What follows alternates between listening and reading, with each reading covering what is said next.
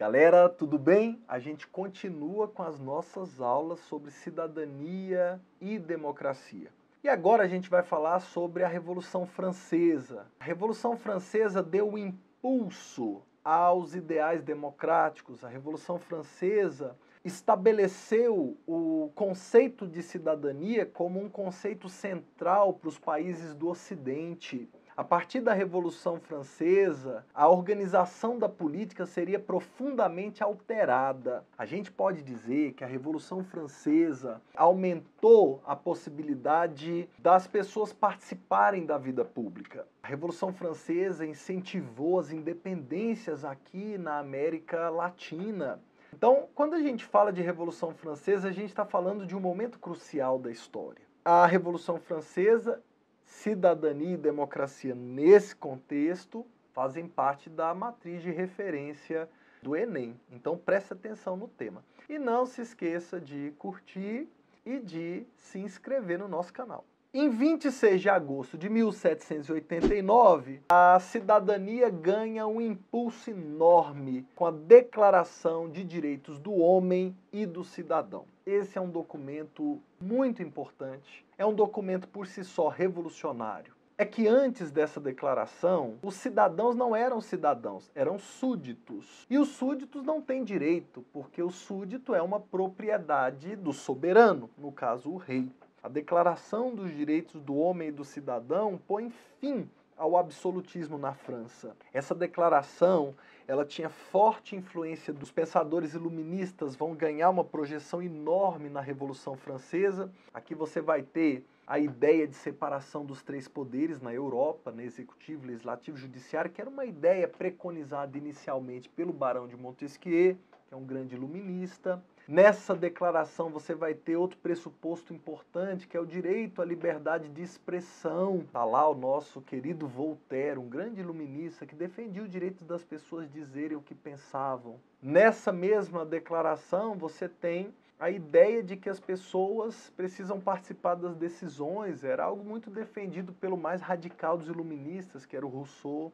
A ideia de igualdade jurídica, todo mundo tem que ser isonômico, ninguém pode ser diferente perante a lei. É um documento importante, mas ele ainda não estabelecia a sociedade justa e igualitária ideal que a gente quer ter. A Revolução Francesa foi um grande avanço. Pouco tempo depois disso haveria uma Constituição da França. A Revolução em si levou a França a uma guerra muito sanguinária. Muita gente morreu injustamente nos campos de batalha, na terrível guilhotina. A França viveria uma turbulência longa que se estenderia de 1789 até metade do século XIX. São mais de 50 anos de turbulências políticas gravíssimas na França. Mas as ideias da Revolução Francesa se enraizaram no mundo inteiro. Por isso a Revolução Francesa é um momento muito importante para a consolidação da cidadania e para o avanço na busca da democracia. No século XIX, depois da Revolução Francesa,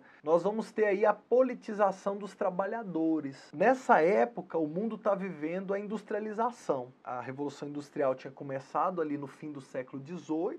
No século XIX, essa Revolução Industrial era uma realidade, especialmente na Inglaterra. E no século XIX, a Revolução Industrial começa a se espalhar para outros países do mundo. É quando a Revolução vai atingindo a sua segunda fase, que é uma fase de expansão da indústria. Apesar da Revolução Industrial estar trazendo muita riqueza, essa riqueza não era distribuída para os trabalhadores. Para vocês terem uma ideia, na virada do século XVIII para o século XIX, o salário de um trabalhador de uma fábrica na Inglaterra era o correspondente ao valor de uma batata por dia. Então, para você trabalhar na fábrica, uma jornada exaustiva que chegava a 14 horas por dia, seu salário pelo dia de trabalho era uma batata. Para as crianças, era meia batata. E as crianças eram as trabalhadoras prediletas para trabalharem nas escuras e perigosas minas de carvão, justamente porque elas eram pequenininhas e elas se enfiavam em qualquer cantinho, conseguiam entrar naqueles túneis super apertados. Esse é um momento em que se está desenvolvendo a cidadania, está se desenvolvendo a democracia, os ideais da Revolução Francesa começavam a se espalhar.